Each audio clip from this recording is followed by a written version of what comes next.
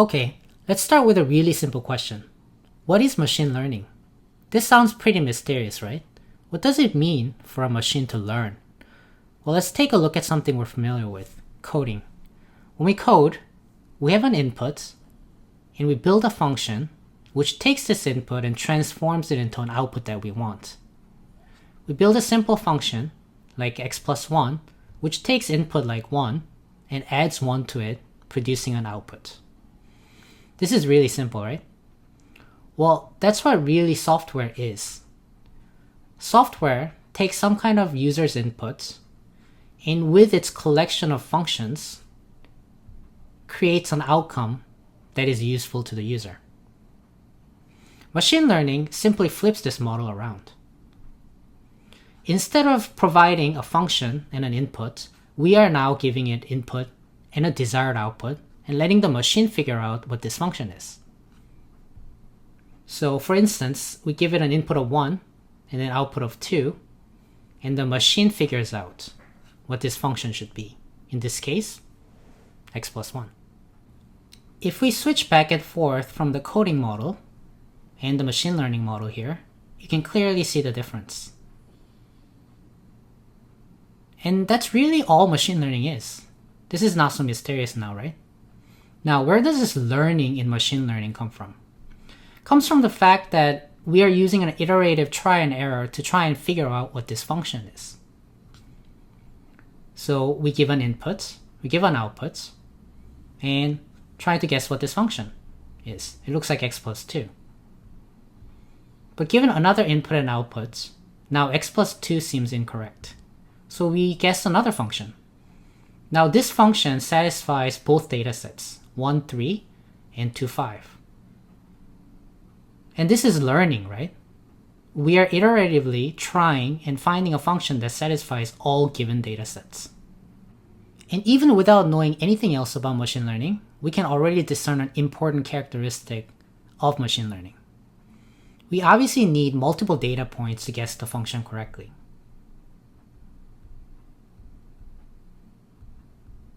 And we can easily imagine that as this function becomes more complex, we'll need a lot more data. And so when people talk about machine learning needing lots of data, this is exactly what they're talking about. Now, this model is really simple, but that doesn't mean this is easy. So figuring out this function can be quite challenging. So try and guess this function.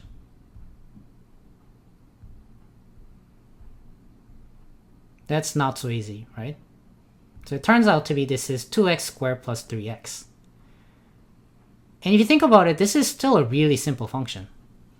Even a simple app will have thousands of functions that are more complicated. And human brain is unthinkably more complex. And to try and figure out this function from a set of inputs and outputs is definitely a challenge. But this is also why machine learning is so powerful.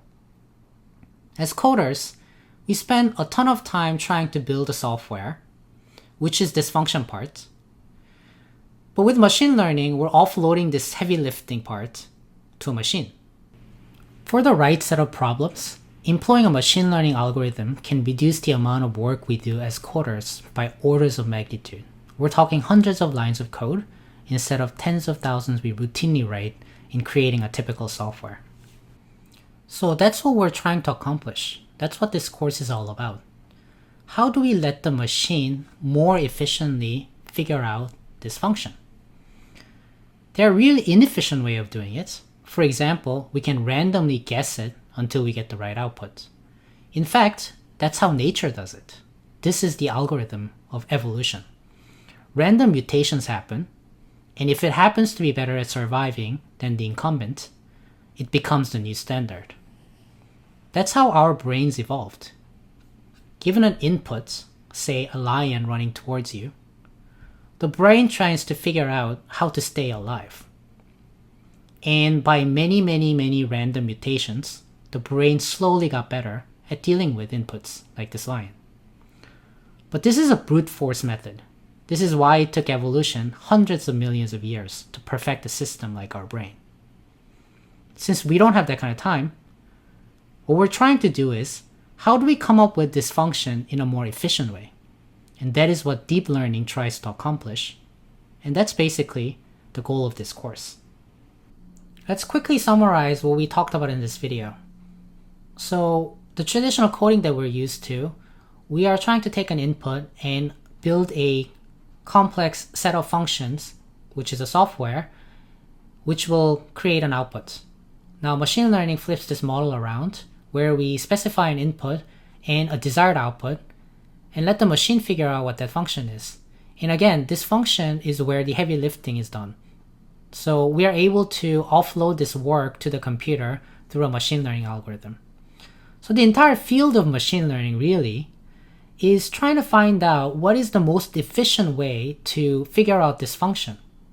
And deep learning is just one of those techniques, although it is singularly most powerful technique that has ever been discovered and is ubiquitous in all machine learning field. So that is what we're going to try and answer in future videos, why it's called deep learning and why it's so powerful.